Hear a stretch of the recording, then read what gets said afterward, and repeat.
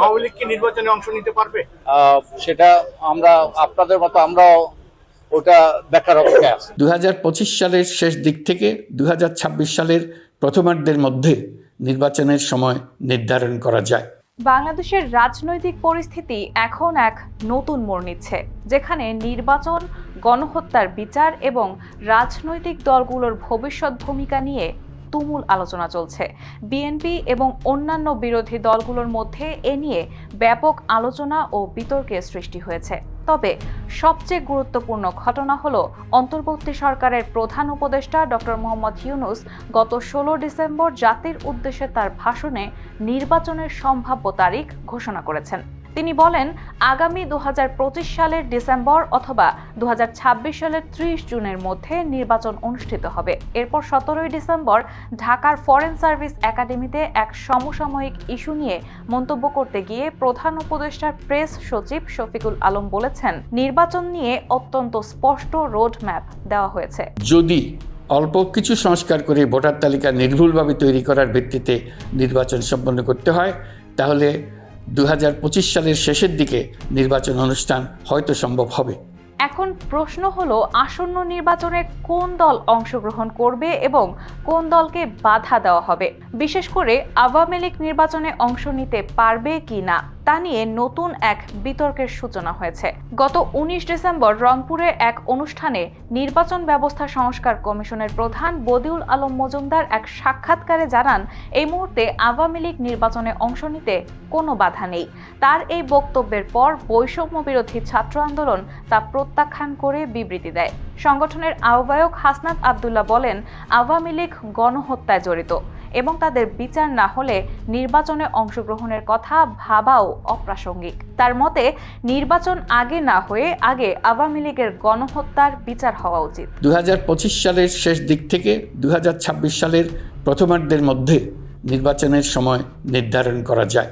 এই বিতর্কের সূত্রপাত মূলত নির্বাচন কমিশনের প্রধান বদিউল আলম মজুমদারের বক্তব্যের পর, যেখানে তিনি জানিয়েছেন, যতক্ষণ পর্যন্ত কোনো দলকে অযোগ্য ঘোষণা করা না হয় ততক্ষণ তারা নির্বাচনে অংশ নিতে পারবে। এর পরিপ্রেক্ষিতে বৈষম্য বিরোধী ছাত্র আন্দোলন এর বিরোধিতা করে এবং বলে, আওয়ামী লীগ এমন একটি দল যারা গণহত্যায় জড়িত। তাদের যদি নির্বাচনে অংশগ্রহণের সুযোগ দেওয়া হয় তবে তা গণহত্যার শহীদদের রক্তের অবমূল্যায়ন হবে।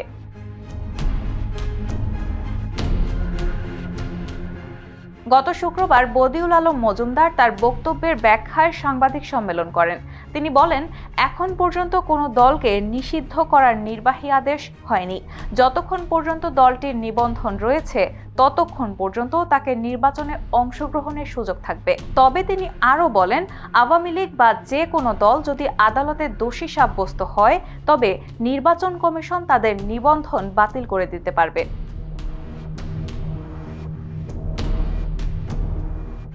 এদিকে নির্বাচনী আইন সম্পর্কে নির্বাচন বিশেষজ্ঞরা পরিষ্কার করেছেন, যে কোনো ব্যক্তি যদি আন্তর্জাতিক অপরাধ ট্রাইব্যুনালে দোষী সাব্যস্ত হন তবে তিনি সংসদ নির্বাচনে প্রার্থী হতে পারবেন না। অর্থাৎ আওয়ামী লীগ যদি আন্তর্জাতিক অপরাধ ট্রাইব্যুনালে দোষী সাব্যস্ত হয় তবে তারা নির্বাচনে অংশ নিতে পারবে না। এছাড়া ডক্টর আব্দুল আলিম, একজন নির্বাচনী আইন বিশেষজ্ঞ, বলেন, এমন পরিস্থিতিতে যদি কোনো দল বা ব্যক্তির বিরুদ্ধে আন্তর্জাতিক অপরাধ ট্রাইব্যুনালে অভিযুক্ত হয়ে আদালতে দোষী সাব্যস্ত হয় তাহলে সে ব্যক্তি সংসদ সদস্য হওয়ার জন্য অযোগ্য হবে। আওয়ামী লীগ কি নির্বাচনে অংশ নিতে পারবে?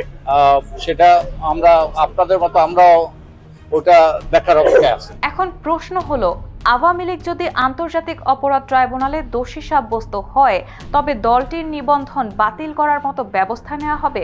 এ বিষয়ে বদিউল আলম মজুমদার বলেছেন, আমরা যে নির্বাচন সংস্কারে প্রস্তাব দিচ্ছি তাতে আইসিটি আইনের কোনো পরিবর্তন করা হবে না।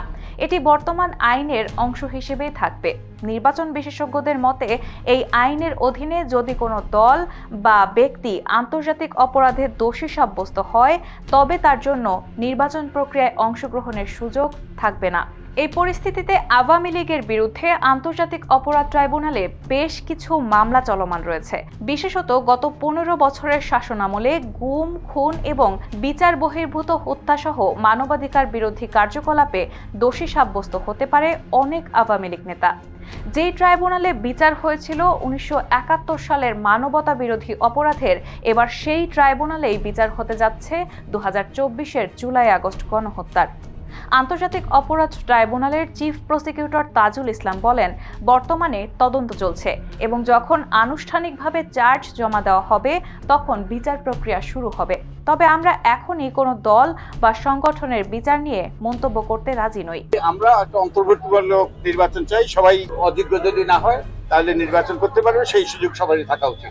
অন্যদিকে আন্তর্জাতিক অপরাধ ট্রাইব্যুনালের তদন্ত কার্য এখনো শেষ হয়নি, তবে শিগগিরই অনেক আওয়ামী লীগ নেতার বিরুদ্ধে অভিযোগ আনতে পারে ট্রাইব্যুনাল। এই ঘটনার পরিপ্রেক্ষিতে জাতীয় নাগরিক কমিটি এবং বৈষম্য বিরোধী ছাত্র আন্দোলন আরও সোচ্চার হয়ে উঠেছে। দাবি করছে যে নির্বাচনের আগে আওয়ামী লীগ এবং তার শরিকদের বিচার হতে হবে, তবেই গণতান্ত্রিক প্রক্রিয়া সঠিকভাবে চলতে পারে। এছাড়া আইন বিশেষজ্ঞরা মনে করেন যে যদি কোনো দল নির্বাচনে অংশ না নেয় তবে তার গঠনতন্ত্র সাংবিধানিকভাবে অসঙ্গতিপূর্ণ হয়, তবে নির্বাচন কমিশন তাদের নিবন্ধন বাতিল করতে পারে। এই পরিস্থিতিতে নির্বাচনী এবং বিচারিক প্রক্রিয়া দেশের রাজনীতিতে একটি নতুন মোড় নিয়ে আসতে পারে। বাংলাদেশের আসন্ন নির্বাচনে আওয়ামী লীগের দৃষ্টিভঙ্গি নিয়ে দলটির যুগ্ম সাধারণ সম্পাদক বাহাউদ্দিন নাসিম বিবিসিকে বলেন, তারা চান সব গণতান্ত্রিক শক্তি ও মুক্তিযুদ্ধের পক্ষের দলগুলো নির্বাচনে অংশগ্রহণ করুক। তিনি জানান, নির্বাচন হবে সুষ্ঠু, নিরপেক্ষ এবং সমান অধিকার ভিত্তিক, যাতে জনগণ অবাধভাবে ভোট দিতে পারে।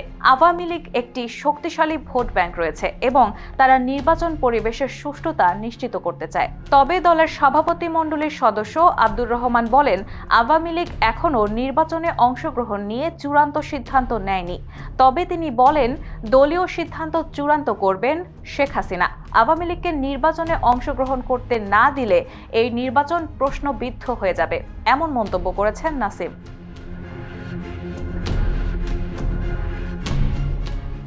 এখন প্রশ্ন হলো, এই সময়ে আওয়ামী লীগের বিরুদ্ধে আসন্ন নির্বাচনে অংশগ্রহণের নিষেধাজ্ঞা যদি বাস্তবায়িত হয় তবে তার রাজনৈতিক পরিস্থিতিকে কতটা অস্থিতিশীল করবে।